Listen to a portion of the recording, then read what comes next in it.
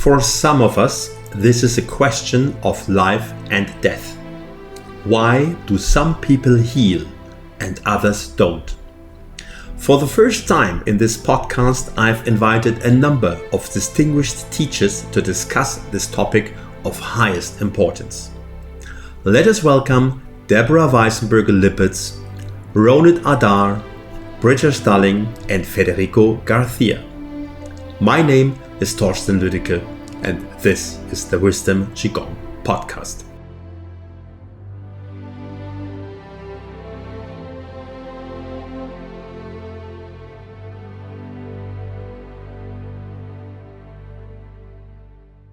The information and views provided in this episode are personal opinions, not medical advice.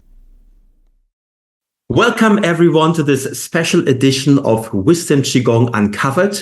This is a special edition because for the first time I have more than one guest. I have four distinguished Qigong teachers and healers around the table, and I've invited them because today I want to look into a question that's not only close to my heart, but that is a question of life and death for many of us. And that question is, why do some people heal and others don't? So here is my round of guests. I'm very, very grateful to all four of you that you have joined. We have Deborah Weissenberger-Lippitz with us. Deborah is one of the very few teachers in the West that has actually been to the famous medicineless hospital, the Huaxia Center, and she's been personally introduced to Dr. Pang. So she obviously is a very special guest here today. Thank you very much for joining, Deborah. Thank you. Thank you for having me. I'm excited to be here, see what transpires. Then we've got Britta Stalling here. Many of you in the community might know Britta because many years ago, I think it's more than a decade now, she has set up a program together with Master Huan Tong Liu, where they are teaching people in the West the techniques that they used at the Huaxia Center. So basically, she's educating therapists so that they can work with their people, with their patients and students in order to heal. Welcome, Britta. Thanks a lot, Torsten, for the great invitation and also the beautiful topic, which I think will inspire many listeners. And thank you to my colleagues around the world. I'm very excited to be with you together and explore this very important question together to give some insights and inspiration to all our listeners. Thank you. And then we've got Ronit Adar with us. Ronit has been a very successful guest on the podcast before because Ronit is one of the major people these days that actually organizes and takes people to China, to healing retreats, to centers, to healing centers. So she is cooperating a lot with the Xi'an Center, with the Hainan Center. So Ronit is the person who's currently taking all these people into these healing centers that are kind of the succession of the Huaxia Center. Welcome, Ronit. Thank you very, very much. I'm also very happy to be here. I'm honored, and I think it's a very, very important topic. I hope it will help many people. And then we've got Federico Garcia with us. Federico is currently studying the ideas of Qigong and how they relate to the Western ideas of, how do you say that exactly? Stress physiology. The physiology of stress. Physiology. Physiology of stress. Thank you very much for being with us today, Federico. Yes, thank you. It's very nice. I haven't met many of you, and I'm very open to and very curious to your perspective on the topic. Why do some people heal and others don't?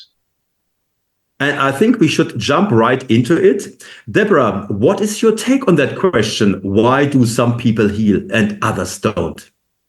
Well, first of all, it's a major question that I have wondered about my entire career as a Qigong teacher and practitioner.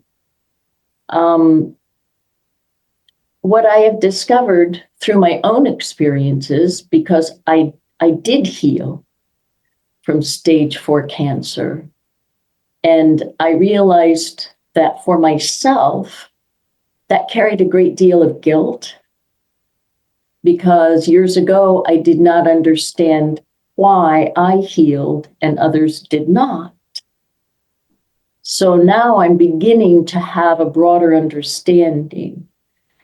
And just quickly, because we all need to speak, but from my own experience, I realized that perhaps we pay too much emphasis on illness and not enough emphasis on worry, stress, as Frederico has suggested, and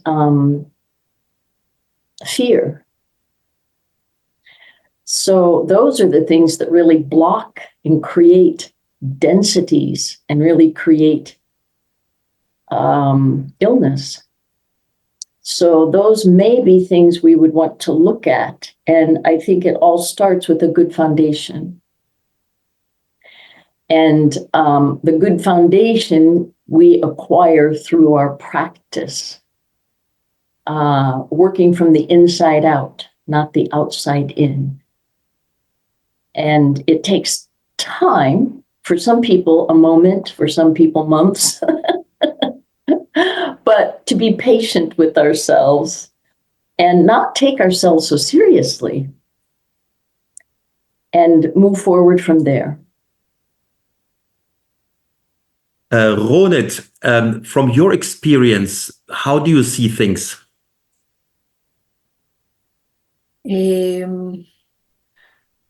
For me, first of all, I've also been with this question a lot, and I am in everyday life with the people I work with and with myself.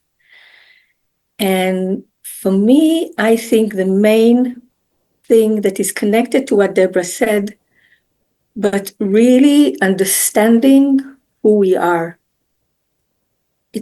From my point of view, I think it's a consciousness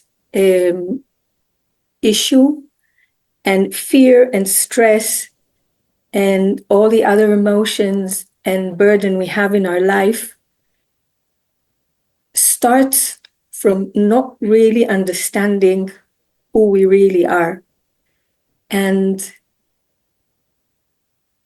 the transformation needed is so deep that I think this is the main cause. And maybe that's what I'll say for now, for the beginning. Okay.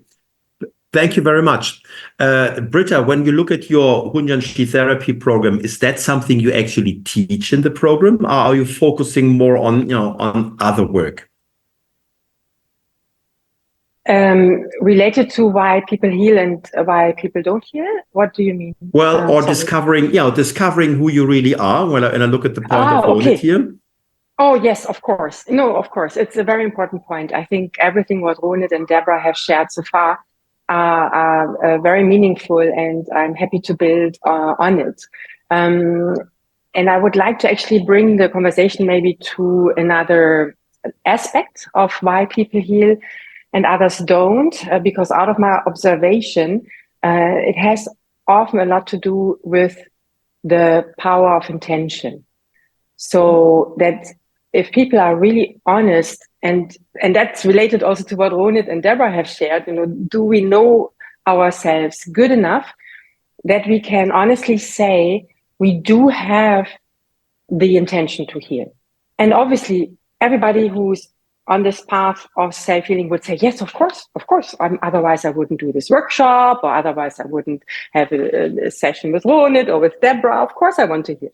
But then you take it a step deeper and you ask more questions, and then you might find that one person really means it and has a very powerful intention to heal. And I can give an example actually from my network.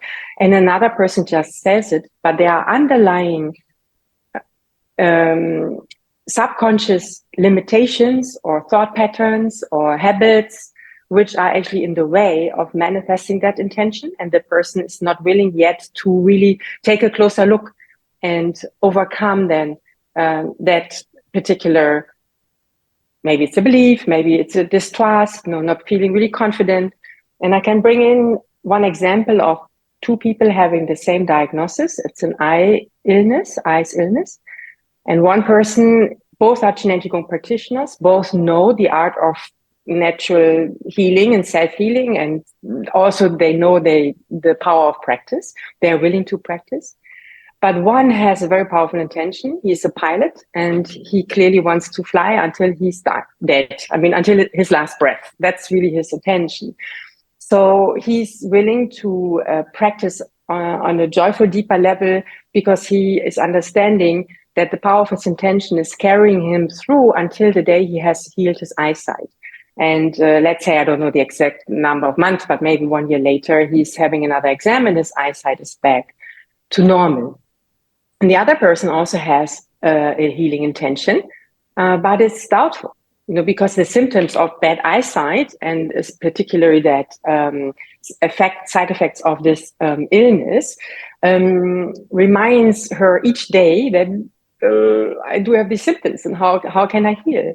So there is a dedication to practice, but not so deep, not so regular, based on also the lack of a powerful intention for life. So why do I want to heal? And that obviously is a question everybody has to find the answer for themselves. That's why it's also a complex topic, and you cannot really say, this is the particular reason, but I would like to bring in the power of intention and invite practitioners, people who are on the journey of self-healing, to really reflect on that, and otherwise reach out to one of us or another Qineng Qigong teacher or therapist who can help clarifying the power of intention.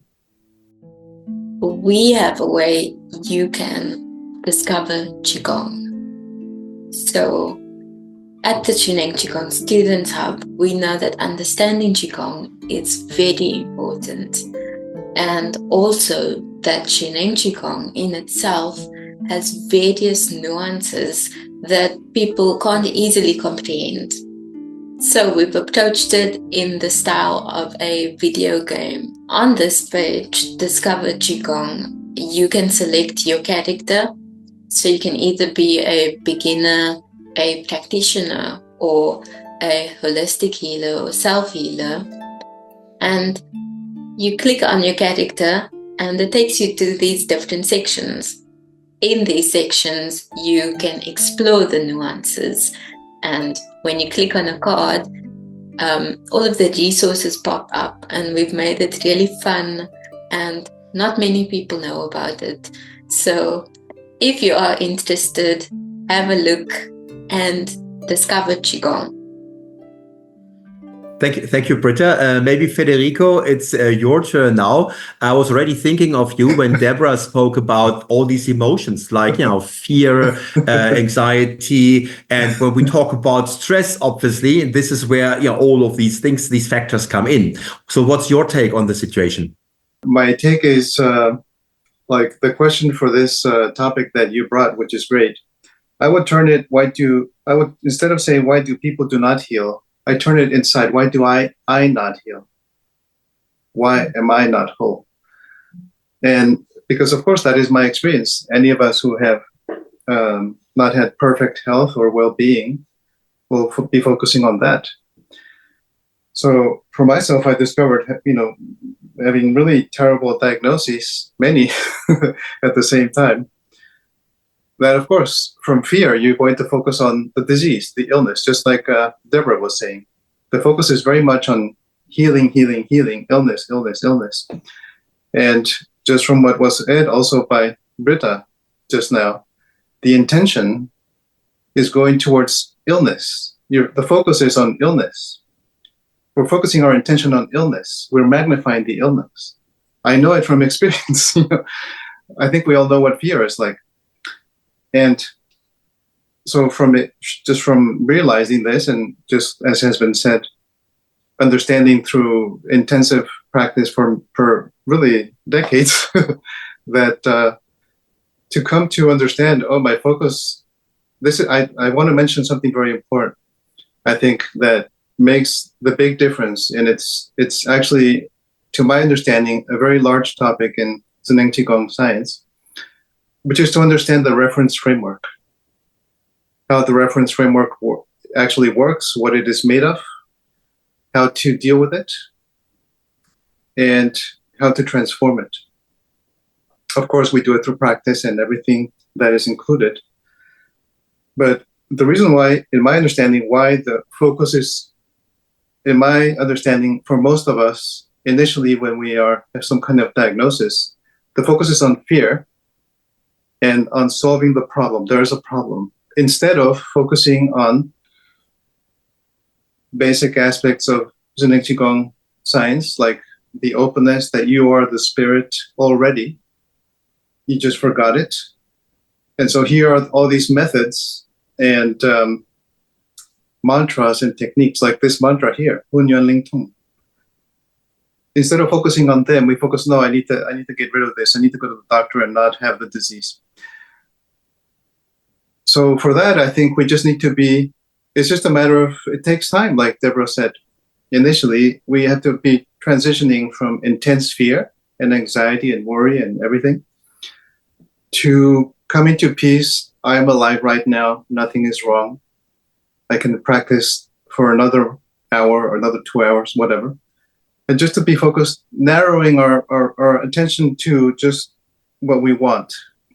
I want to be joyful and peaceful and happy and feel better. And that's the focus, moment by moment. Now, if I'm trying to summarize a little bit on what we've said so far, I think we all agree that the body has a natural ability to heal.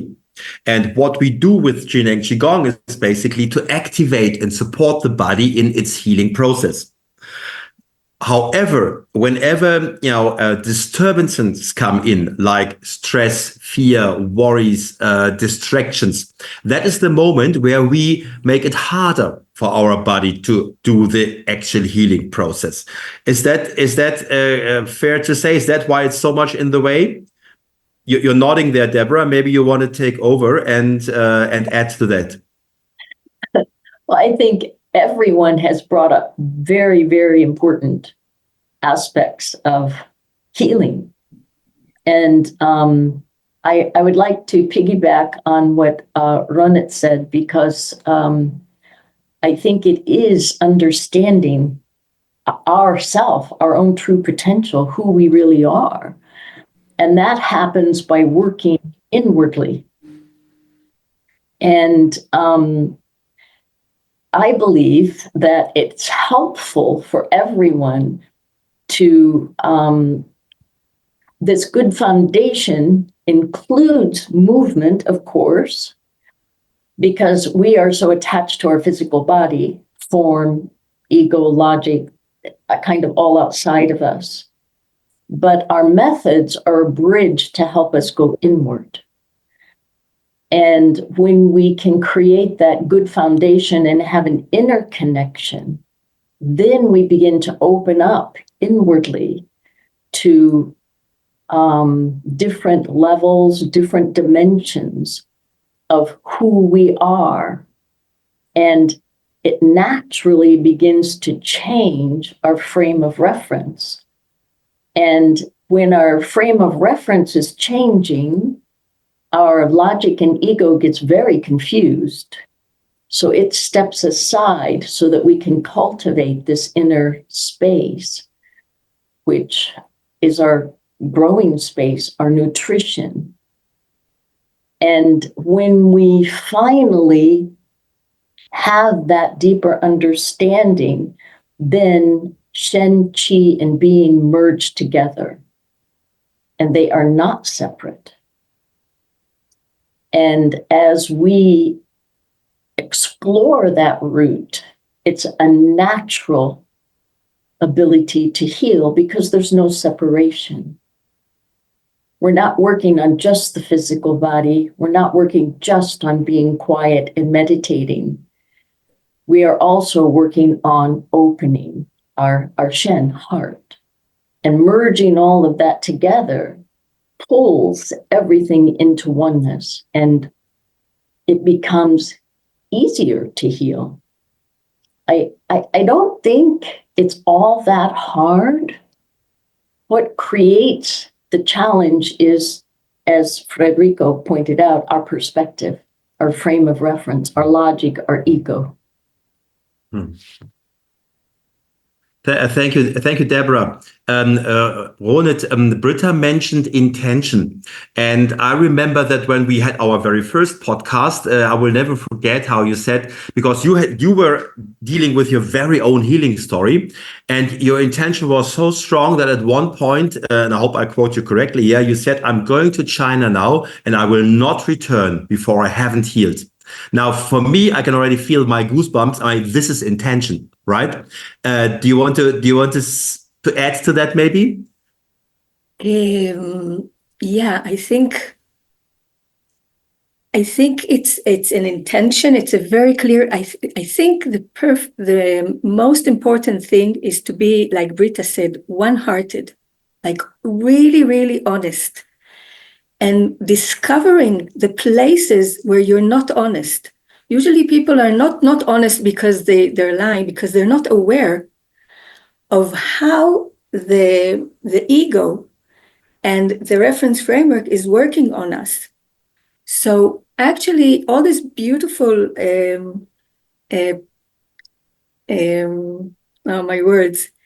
process that Deborah was depicting can happen when your mind is really quiet and you really dive into the field and you can really merge with the chi field, and then things happen to you.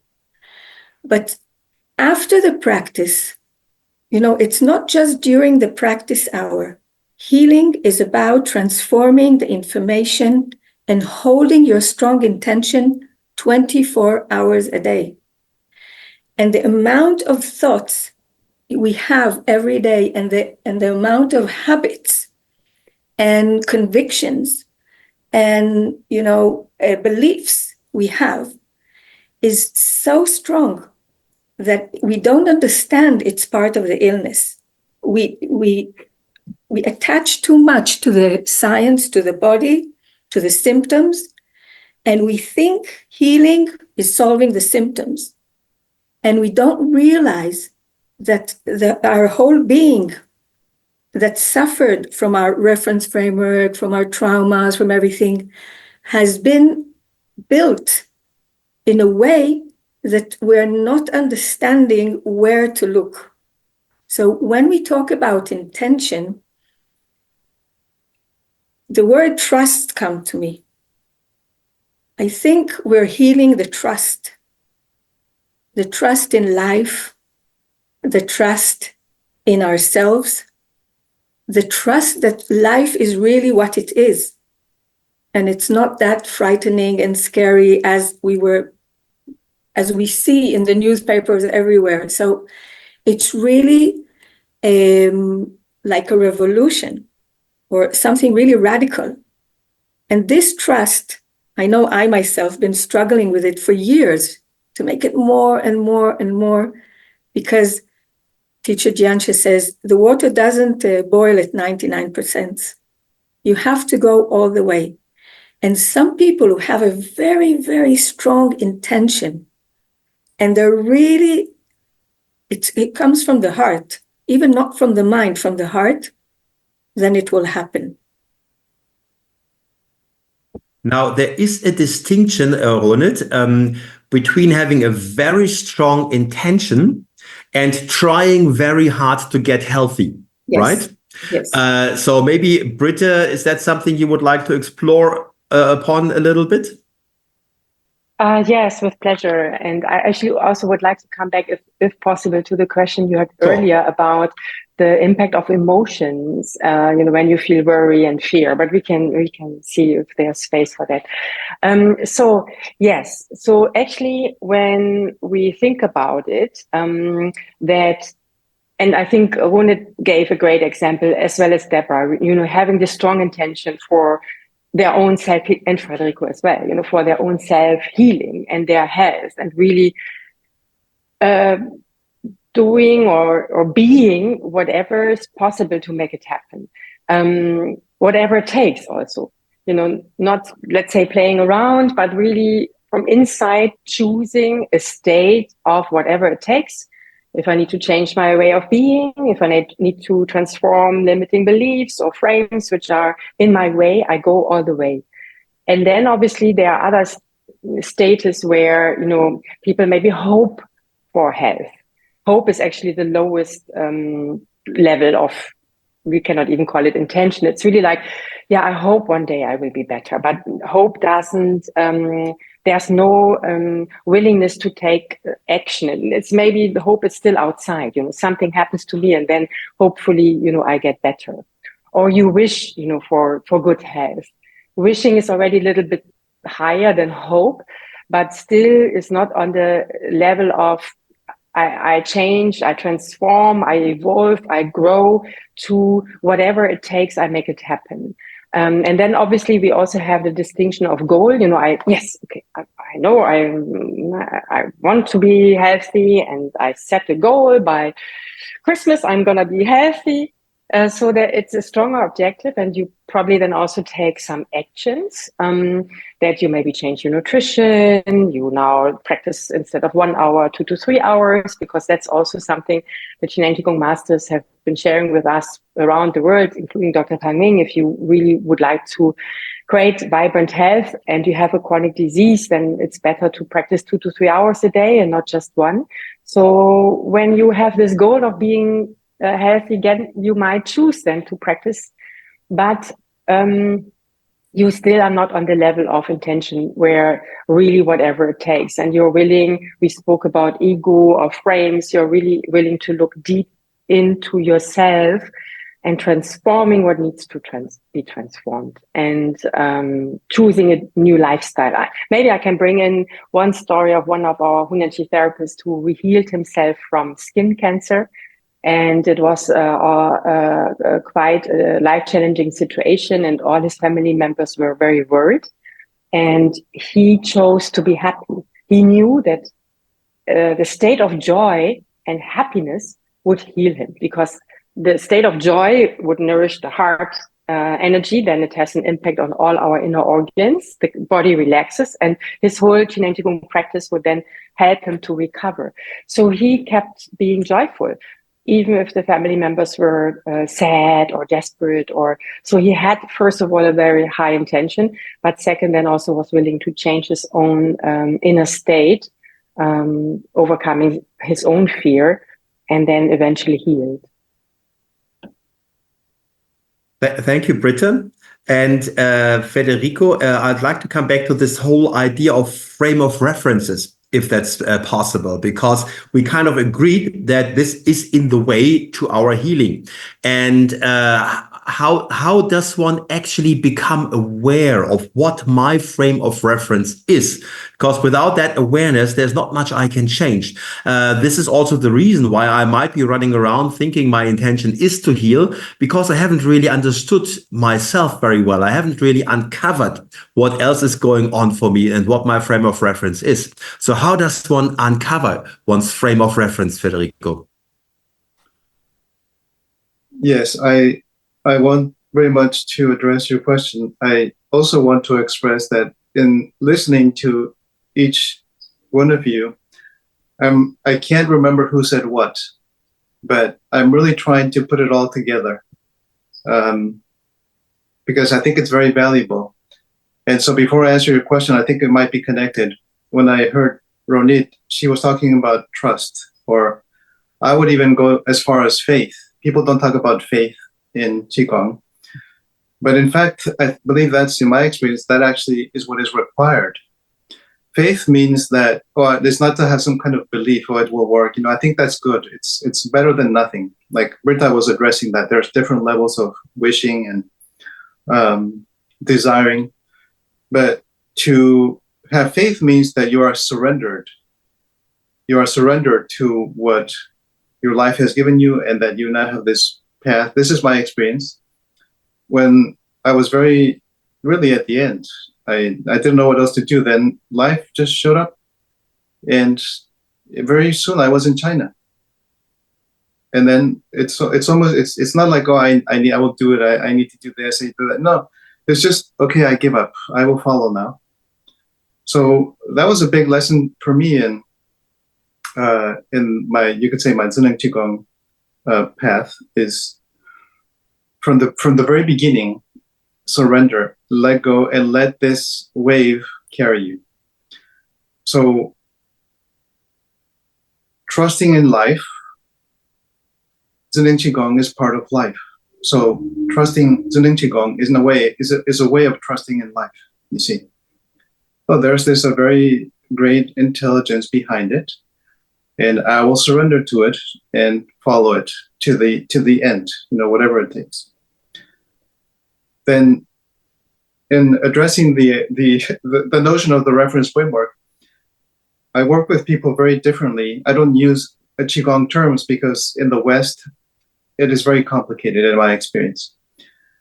However, my experience is that people say, yes, I really need to heal from this, that, the other. There's thousands of things.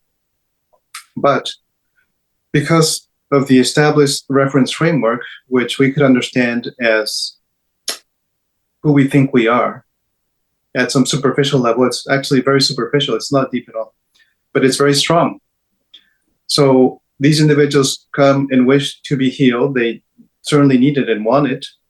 But as soon as they begin to heal, which means to open, the heart opens, I'm beginning to be touched by life. Oh, maybe I can trust, maybe I can follow.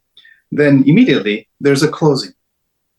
No, this is wrong. I need to do some other thing. This is not what so it's, the foundation of Zuneng Qigong is focusing on opening and closing, right? So we have to be observant of the opening and the closing. So to simplify, to be attached to the reference framework means to be attached to the closing or to the opening only. Oh no, I'm opening, great. Oh no, I'm opening too much. Oh no, I'm closing. Oh no. So that's the foundation of the reference framework. So to dissolve it, I need to see that there's opening and there's closing, and that's life. And so I'm distanced from this and from that. And I, who is aware of the closing and the opening, I am not that. And so that begins to demolish the foundation of the reference framework. It's really a pattern of openings and closings. You could say at a really, really big scale. So you could say the false sense of self, in Chinese, the Xinbin, the shadow self, is made up of the reference framework. Mm-hmm. And it's completely superficial. There's no heart in it. There's no trust. There's no warmth. It's very cold, actually. And, from the experience of course, being like everybody else, it's inevitable. That's how everybody has a reference framework. But Zuneng Qigong offers a new reference framework, which is, it's very obvious from the very beginning. No, you are not this thing. You are, as Dr. Pang says, the indomitable spirit. That's who you are. So that's a different reference framework. So it's kind of going in from one to the other over many, many experiences of being totally closed, being totally open, and then finding the balance to where you are, where you want to be. Ronit, how did you go about, understanding and really getting who you are, knowing who you are, becoming who you are? What was your path there? First of all, I'm still in the process. It's a never-ending story. I had two big steps towards that. One is when you mentioned when I was really ill and I decided I'm going to heal no matter what. And this included just not letting the fear and the despair and all the, the negative and the following the physical symptoms and everything. I just stopped following it. And I was aware every moment in the day when these thoughts came or these incidents came, and I just didn't let my mind go there. And then there was another wave, which I really understood. I have to take care of every thought in the day that is going out of my mind. And it was not considering symptoms of illness. It was considering the everyday life situation, relationships, family members, work, and to understand the power. Every thought that comes out of me is creating a reality. And the reality is, this was the time where I understood, if you want to heal, you have to forget about the illness, about the symptoms. The illness is only a wake-up call to understand that we are life, and that illness is when we stop trusting life and we want to rule it or to control it or to criticize it or to try and do things with it. We get in the way. And for me, that stage was working with the information, transforming really 24 hours a day, because I understood even things that seem not connected are connected in my life. And then I could realize all the things that everyone here is talking about the reference framework and about the emotions and everything. Now, I know from many conversations with people that they find this extremely hard. So I know you, Ronit, you had terrible symptoms, basically. So there was pain involved in all of these things. And yet, Deborah, you said, focus on the health. And people say, well, how can I focus on the health if I have all these symptoms? I mean, I'm constantly reminded of my illness, of my disease. It sounds so simple on one level to say, well, focus on the health. But I think this is what needs to be done, right? Because, Ronit, you did it. When I listened to how you explained that, it's exactly what you did. You said, I'm making a conscious decision here. These thoughts, these sensations, I will not give any attention. And so that takes me back to you, Deborah, because that's basically how you opened our conversation by speaking about this focus on the health, on the joy. You even said, don't be so serious about it. Can you explore? Can you take our conversation maybe in that direction a little bit more? Yes, there are a couple of things that I think are really important. One, trust was mentioned, and I think that is an essential factor in what we do. So how do we build trust? How do we make that happen? We do exactly as, do I pronounce your name correctly, Ronit? Yeah. Okay. Exactly the way she described it, which is not easy. It's very challenging. And I think we should diminish the word try to make anything happen. Because as Frederico said, when he just quit, surrendered, that's when the change and the transformation began to happen. And I think for Ronit, it was the same thing, because you were working from the inside out. You were opening up, and your frame of reference was changing. And it was this similar experience for myself. I quit, so to speak, doing everything I was told to do, and I made up my own way of doing it. And I completely healed. So I think when we quit trying and we just be, that's a huge step, because that takes us inside. And then we begin to have this sort of inner nudge and think, perhaps this is the beginning of trust.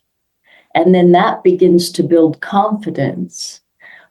And we can open up inwardly. And then everything begins to change, including our frame of reference. We don't have to try so hard to change anything. And gradually, pain diminishes, everything begins to diminish. And our first instinct, if we are in pain, is to, obviously, our body's saying, you need help right now. If we can take that challenge as trouble being our friend, and we go inside, we can diminish the pain very quickly. And then that gives us the opportunity to transform and make change. It doesn't mean it's easy. You might have to try it a dozen times before it finally clicks in. But the idea is there. It's not so much trying, it's just moving into a different space. May I just add on what Ronit and Deborah has been sharing, because I got the insight to build on it and say that the moment before the transformation starts, there's also a deep level of choice. Mm-hmm. So you come to the conclusion that whatever you do is harmful to your body gives you the symptoms, and then from deep inside of you, you choose a different, let's say, way of being, or a different lifestyle, or a different perspective. And I would just like to bring, I have not had these illnesses so sincerely like you guys, but I remember very clearly that when we had a drought in Cape Town, where we used to live, that was quite fearful. And I was at one moment developing stomach ache because I was very much worried about the city running out of water, and how that would be quite life-threatening actually to all of us living there. And I noticed now my mindset, the worry, impacting my stomach reacting with pain, and I was in pain maybe 2 to 3 days.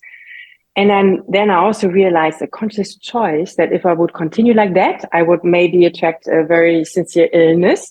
Also, I would not really help the situation. So I made a conscious choice to stop worrying, although the situation outside didn't change. But I changed and chose a healthy mindset in order to protect myself. And then I also started a new initiative, and I think that is maybe also related, that out of this choice also comes maybe a new perspective or a new idea how you can be part of the solution and not part of the problem. And I decided then to be part of the solution. That's a bit too complex to explain here. But that was a very interesting revelation. When you reveal, you have an insight. Yeah, a big insight actually. Choice. Everybody has a choice. We just need to be aware of making right choices. And then I would like to add practice, because that is something you can then support your new choices. Dr. Pang has shared with us, and the Jian Qigong masters have shared with us so many practices, so we then can choose the right practice for the right situation at that moment and fill ourselves again with qi, because sometimes also people might have not enough qi, let's say in their upper dantian, which supports mental clarity, stability, nourishment, so that they make the right choices. And obviously, if you're suffering of certain symptoms, you also don't have enough qi in your lower dantian, which is the energy center for physical strength and well-being. But we have a lot of practices. So then we can choose certain practices to help recover also fast. But choices first, I think. If we just practice without a clear understanding of we have a choice, then the practice also becomes hard. I think one of the earlier statements, Torsten, you made, why do some people practice so hard and they don't heal? Maybe because they have not reflected deep enough on certain life choices. They need to first, let's say, heal, and then make their practice joyful. I mean, you should be very happy that we have these amazing practices. Dr. Pang gave us so many gifts, and we are just here to, embrace them and enjoy them. If you are, as a listener, are somebody who practiced very hard for many years and you don't recover, then I think that's the invitation. Reflect on the choices you make in your life and whether you really opened your heart and changed your emotions into trust and confidence, what you already mentioned, but also joy, And I think joy is also a state we can choose, no matter how desperate our situation is. Thank you. I'm sure, Federico, many things have been going through your mind while you were listening to these beautiful ladies. Maybe there's something you would like to add, or maybe there's something you would like to explore or take on as a thought. Well, I would say that in general, everything has to be about what's happening right now. Speaking about healing, am I whole right now? Right now, is there wholeness in my experience? What is that like? Do I need to be practicing some method to be whole? Then, of course, that is natural. That means that the healing process is still ongoing. It will always be ongoing. But what I mean is, if I am separate from the situation that is happening right now, then I'm not whole. There's a fragment. There's a separation. So there's a resistance or a fighting or something is not well. there is no wholeness. There is no wellness. And in my experience, that's always is a matter of the heart. Can I be open to whatever is happening right now without resistance, loving it? But it's not an idea. When there is love in our experience, everything is very light and smooth and even. We all know these terms: smooth, openness, lightness. There's no concern. Everything's fine, just exactly as it is. It is totally okay. I just want to refer to this mantra here again. Not everybody is open to it. Not everybody is aware of it or teaches it. But fundamentally, it means when the spirit moves through our heart and our mind, we are one with whatever is happening. And then the power of intention and the will and everything, it just happens for you. There's no separate Federico willing his life or intending his life or whatever. That is absurd. When healing means when there's no Federico anymore to control or to have an intent, oh, I'm doing this and this and that and the other. In my experience, that is still disease. The reference framework is still very strong, very, very much active.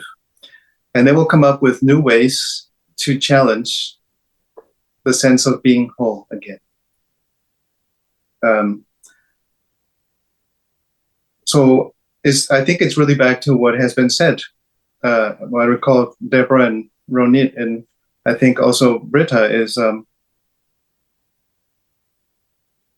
Neng Qigong is not separate from life. It is a manifestation of life, a manifestation of consciousness. And of course, not everybody will be exposed to it, but whoever is fortunate enough, and that is number one, to be fortunate even to know about it, then to be fortunate to understand it or to benefit from it, that's another experience. Then you realize, actually, this is not about Dr. Pang or Neng Qigong or China or whatever, or a person, or it's not about any of that. It's just about being one with life, to be open, to surrender to it and to say yes to everything. Everything. Then there's no resistance. There's not going to be a corresponding contraction in opposition to whatever is happening. Then we can speak about being joyful, being very open. If there's just yes. Yes, and thank you. So I just want to offer one anecdote. I think it was 2006 when Zuneng Qigong discovered me. I don't know how it was. Everything in the circumstances of my life was in opposition of going with this, learning this, being exposed to it. The day before I was going to go to China, I was in a car accident. And they told me that you can't fly. Were you insane? You can't go. I said, no, I am going to go. And so it is simply merging with life. That to me, that's what Zen and Qigong is about. It's giving us some kind of structure that we can consider through practices and methods and ideas and mantras. It's a vast field. There's something for everyone. I will be attracted by some particular thing, but in my case, there's just I was like I used to surf. You get into a wave and you just follow it all the way to the shore. So I think it's to make it more, simultaneously more simple. It's really just a gift. Can I receive the gift? Or am I going to be spending many years thinking about, maybe it's a good one? I don't know. You see, I'm not sure that there is choice involved in that. I wouldn't say, in fact, that there is choice. Either it happens for you or it doesn't. And that's just how it is, period. So I consider myself very fortunate that I was obedient to what was offered. Ronit, from your own personal healing story, is there something you feel like you would like to add to this conversation? I think there is a journey between the person who has symptoms and illness to the state, to the Qigong state. It looks like and it looks like two different things. Like you said, sometimes it's very, very difficult for people who are really aching and really stressing out to connect to the state, to the beautiful state Federico was talking about, and Deborah and Rita. And it just, if you put your heart into it, if you don't give up, not giving up, even though you fall many times, if you take the support, and if you learn, start by, at the beginning, it's a theory for people who start, yeah? And understanding just to look where you don't think you should look. And I totally agree with everything said here, that if you can have a joyful, peaceful, happy state, this will do a lot. If you're on your way to saying, how can it happen? Then it's time to look in your, the information you're holding in your life, all the areas in your life, and see what is asking to be open. And this can be, maybe a hint. Okay. Thank you, Ronit. I've got a thought that I would like to bring into the discussion, and I might be completely off here, but in my experience, in order to get to that state of lightness, of, well, it's not so difficult, healing is natural, it's just something that can happen. There's a part of me that would say that fundamentally, I can't hang on to life too much. I have to be fundamentally willing to let go, because if I'm too attached to, oh my God, I want to live, then I'm all tense and there's no way I can relax. There's no way I can be joyful. So in a way, there is like, and I think Federico, you sometimes say, like, no matter what is, everything is good, everything is fine, right? So we're all going to die one day. So I kind of need to surrender to that idea, and say, don't take it so damn seriously. It's going to come anyway one day, right? So let me relax about the whole thing, and let me be joyful, and let me see what I can do to have many beautiful years ahead. And but fundamentally, I need to let go of this holding on to my petty little life. Right. And then I can make these choices and say, now, having being totally peaceful with that idea that, one day I'll be gone. Now, what are the steps that I can take? And that is where everything comes in. That is now when intention kicks in. Then this is where I can check up on myself. Am I the person that says, well, I wish I could go to that retreat, but, I have to take care of my husband at home, or my kids are still going to school. I can't leave them behind. Do I have all kinds of reasons why I'm not going there? So it's actually two questions here, two aspects here. The one is this idea of being totally fine with if it's not working, it's not working. What the heck? Let me have fun anyway, right?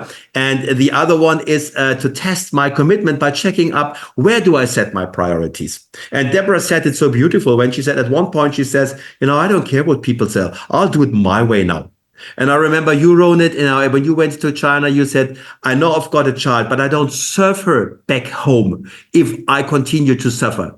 I'm not serving anyone if I don't put myself and my health in first priority now. So that was a lot from my side here, given that I just wanted to raise the question, but I'd love to hear, Deborah, how do you feel about what I just said? Well, personally, I think your petty life is very worthwhile. And I would like to also, I think, I want to make sure that it's clear when I said I just quit, and when Frederico says I just surrendered, we never stopped. It was a continuation. It was just at a different space, a different level, a different awareness, but we never stopped. And,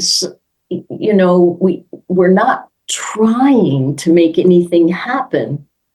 And I think acceptance of everything, just the way it is a huge part of creating trust and confidence and learning how empowered we are as beings, and saying yes to everything, I think, is true.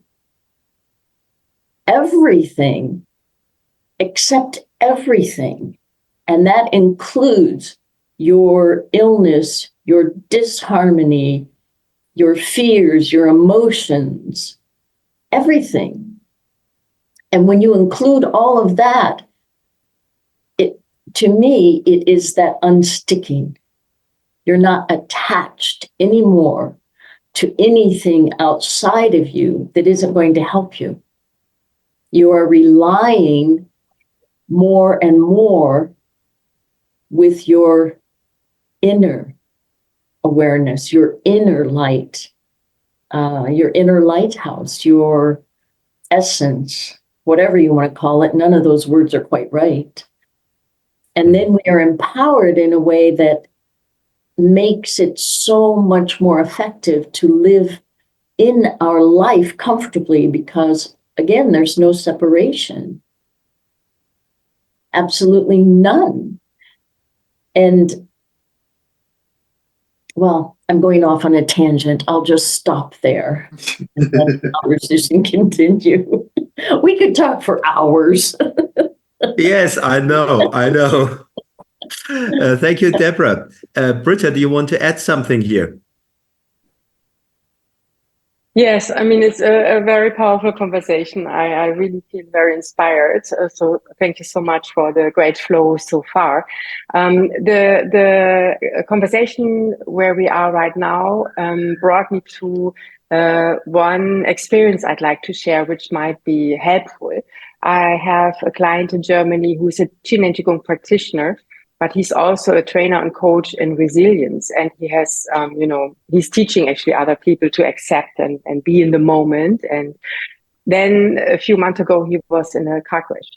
And in that moment, he completely crashed his car. Somebody else drove into his car. It was not his fault, but the airbags. So he was from one moment, he didn't foresee it. So for one moment to another, he was in a dust, dark, and the car crashed. It was actually, the car was, useless afterwards. So it was completely broken. Yeah, total crash.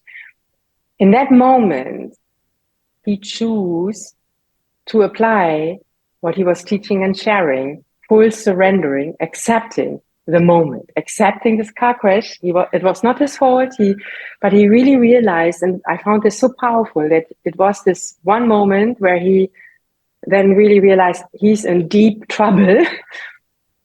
And he was checking himself, but then he was not injured. He was very clear in his mind. He was not fearful because he was accepting. I mean, who could, I don't know if I would be in that state, honestly, although I'm a decades of Qigong Qigong practitioner. He went out, he was actually helping that woman who caused the car crash. She was very upset and she was emotionally shaken. He looked aside and already a truck came to take his car. Everything was very smooth and easy just because he was in that moment of surrendering and applying what he was teaching and sharing and practicing himself for many, many years. So that's one aspect that I agree with everyone was sharing so far. Maybe a new dimension I'd like to bring in is that Dr. Pang is talking about what is true health and offering 3 pillars of true health. One, we talked already, healthy thoughts, the right mindset, right choices, transforming limiting beliefs or patterns and really come to who we are and then live it. And also Ronit earlier, shared how she was, shifting and changing in her healing journey. So healthy thoughts is one pillar. Second pillar is related to a healthy brain and nervous system. So here comes our practice, the Qigong Qigong methods we can practice to help our body on a physical level to recover. And the third pillar is healthy relationships. And this obviously is the relationship inside of us, with our true self. That's one dimension.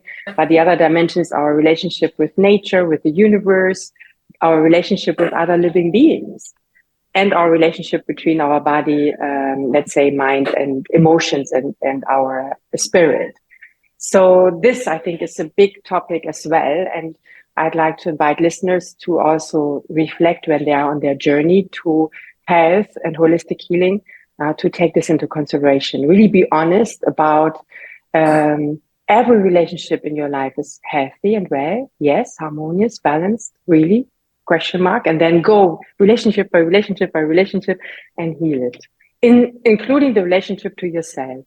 But if there's a family member you don't have a healthy relationship, then for your own health and well-being, allow this to heal. And even if you feel like the other person's actually so-called wrong, make it your own adventure to heal it anyhow. And, look inside of you what you can do to heal it. And I actually take this pillar of true health quite seriously and started to heal relationships within my families or colleagues or neighbors or friends, and try to really keep them then healthy also. The moment somebody pushes my red buttons that I really, I'm then invited to really reflect on, keep this relationship healthy and harmonious, because it has a strong impact on my own health and well-being. So for my own sake, so to speak. Yeah. Thank you. I think you brought up an important point that we actually haven't covered yet. It is true that relationships, if my relationships are not working or if they're unhealthy, there's no way my emotional state can be healthy. There's no way my thinking process can be healthy, and then there is no way that my body can be healthy. So it will show up eventually. So thank you very much for bringing that up, Britta. I think, I would love to go one final round and see whether there's anything else that you guys think, you would like to add to this conversation, anything we've missed or anything you'd like to focus in on. So let me start with Federico here. Is there anything that you feel, you would like to express while we're all together here? What I'm saying now may sound a little bit shocking, but at the level of consciousness, if I'm not healing, it means that I do not wish to heal. I do not wish to heal. So I still want to enjoy like all of the many things that Rita was referring to, and relationships in my mind and this and that, there's a certain enjoyment, there's a certain happiness that takes place in the melodrama of this and that, and suffering and contractions and difficulties and challenges. So at the level of consciousness, I'm still primarily interested in that. Or maybe my wholeness will be found in these things. I'm still going outward to those things. Maybe I'll as consciousness, I will be found there. My peace, my settling, my wholeness. So I would suggest that if, as consciousness, I realize this is not what I wish, then it's a natural process. As nobody's doing it, it simply happens. Then, maybe this is not what I want. And then I will be having the real motivation to trust in life, to follow the indications, because there are many that are being given. Like one of them, the most beautiful one in my life has been Zheneng Qigong. Just follow, obey. It's a matter of obedience, you see. But you're not obedient to somebody else. You're obedient to yourself, to your own heart. Oh no, what I really want is to be at peace, to be whole, to all the understandings of the world. They make no difference if my heart is not open. They're useless. So I think this is very important. It may sound, no, that's insane. What does that mean? But in my experience, that is how it is. At the level of consciousness, if I make the choice, if it has been made for me already, it has been made. I will be healed. I will be happy. I will be at peace. Then I will do whatever it takes. It doesn't matter. Anything. You will do anything.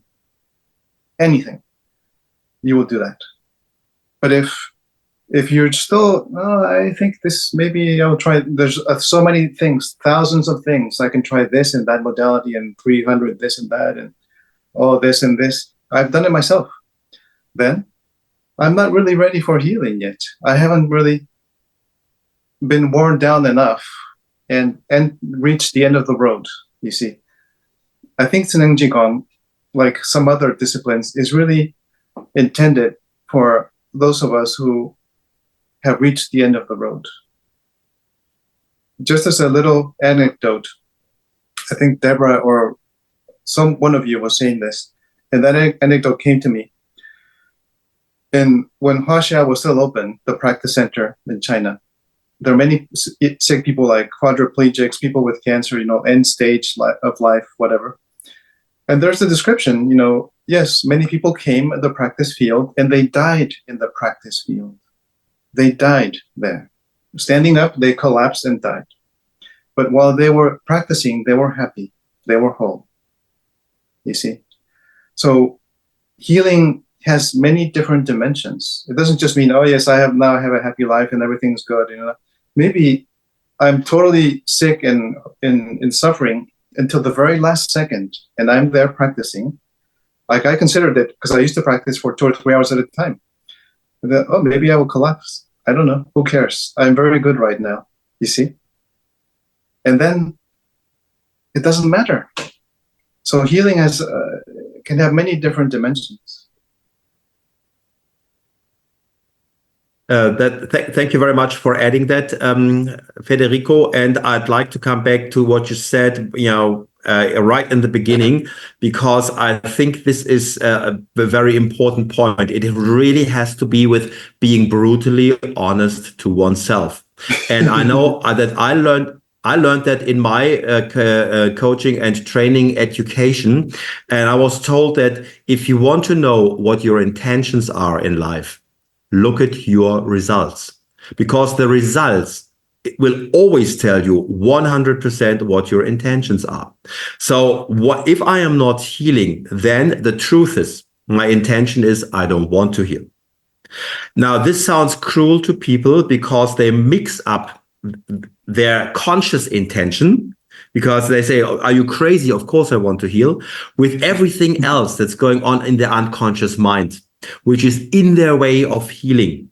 And that brings us back to what Ronit said and Deborah said. It is about learning about yourself, uncovering these things about yourself. Find out how comes I don't want to heal, but don't deny it. There is something within you that obviously doesn't want to heal, because otherwise you would be going through the healing process. So I think you said something extremely important. It might be shocking or painful for people initially, but it is about the truth. It is about facing the truth and about what your intention really is in life. And then you might find out the most amazing things about yourself and see, wow, I didn't even notice, I didn't even realize I'm doing that, or I'm thinking that way, which is the frame of reference, that we touched on earlier. And this is creating all these emotions maybe in me, or all these issues within me. And this is why I have this dis-ease, which is causing me so much harm. But so I think I'm very grateful you bring up this point, because it takes some courage to say these things. It's not always very popular if one says that, but I think it is important. I'm not very popular. Okay, you are with me, Federico. All right. So I just wanted to sure. add a little bit to what you were saying. I'm so happy, Torsten, that you mentioned this, because it's really about sincerity. Superficially, anybody can say anything. I know, because I have said that things. I know. But deeply in our hearts, to really know what I wish, what I truly want, means that I know that I am divided. I am not whole. That's what the other definition of health means: to be unified, integrated. There is no fragment. But if I speak with one half of my mouth and the other says the opposite, it means that I'm divided. I am not whole. So most of us do not wish to face this. I know it's very hard, but it is fundamentally important for healing. That's healing really begins then. Thank you, Federico. And I'd like to give the floor to Britta now. Your final thoughts on, have we missed anything? Are there any points that you would like to add, or anything that you would just like to stress or focus on? Yeah, so many meaningful and valuable insights, information, experiences have been shared. Just maybe some final invitation to the listeners is about the understanding that your health, your life is really controlled by yourself. So that you come to the conclusion that you are in charge and you are also responsible. And I love the English word for responsibility, because it entails the ability to respond. So you inside of you will find, answers, insights, inspiration, and also maybe the willingness to spend resources to it, meaning, studying Qigong Qigong, learning the theories, practicing, learning about nutrition, then applying nutrition. What does healthy thoughts mean to you, and how can you then come to change your thoughts so that they are healthy, and then supporting your health? What does healthy relationships mean to you, and how can you make your relationships healthy and harmonious? So really inviting you to embark on a journey of self-discovery. Yeah. And then what has been said, not give up, because maybe the moment you have the breakthrough, you are about to make a breakthrough, you are having this breakthrough. So yeah, continue to, and be supported, find a community. Sometimes people can feel very lonely, and although there are people out there willing to support and willing to be part of your healing journey. Yeah, so that's also, I think now healing takes place also on a community level, on a more togetherness level. Yeah, you're not alone. Right. You're not alone. I think this is also a very important message. And in particular, within the Qineng Qigong community, there is so much support, so much love, so much openness, that it is truly a possibility to get all the support that you need. Plus all the fantastic teachers that we have and all the fantastic masters. So we should definitely take advantage of that. Now, Deborah, the floor is yours. Is there anything from your perspective that you would like to add or stress again? Well, I just hope that many things that have been spoken of here helps someone in some way. Because as you can see, there are no easy paths to get to complete healing. It will be different for everyone. And I think it's really important to understand that our Chuneng Qigong practice, Dr. Pong designed this for us. It's not a competition with someone else. How, your neighbor practices 3 hours a day, you practice 20 minutes a day. I mean, it's not a competition.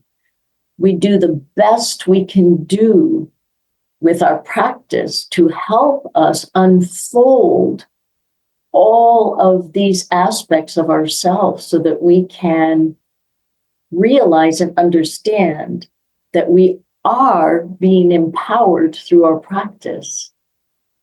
These transformations are really occurring. And I would encourage everyone to, as Britta said, find someone, begin to work with someone. I would suggest the Student Hub is a good place to start. But there are many, many people all over the world practicing. And once you become a part of the community, whether you come and go, step in, step out, you are always in that chi field. And it's just